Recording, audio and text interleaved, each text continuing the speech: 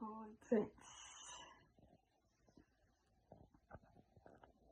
ఒక చిన్న మంచి మాట ఏంటి అంటే, కేవలం కర్మ కలిసి వచ్చినప్పుడు అన్నీ మనకు వచ్చినటువంటి కష్టాలన్నీ సతమతమైపోతాయని తెలుసుకో మిత్రమా. అంటే కొన్నింటిని కాలానికి వదిలేయాలి, మరికొన్నింటిని కర్మకు వదిలేయాలి. కర్మకు కాలానికి, కర్మ అంటే మనం చేసే పనికి, కాలానికి అంటే మన అదృష్టం భగవంతుడి గురించి భగవంతునికే వదిలేయాలి. అవన్నీ కలిసి వచ్చినప్పుడే ఏ సమస్యలైనా ఎంతటి కష్టాలైనా కూడా మనకు దూరం అవుతాయి. కానీ ఎప్పటికీ అవి శాశ్వతంగా మన దగ్గర ఉండబోవని ఆత్మనిగ్రహంతో, ఓర్పుతో, సహనంతో బ్రతకడం నేర్చుకో మిత్రమా.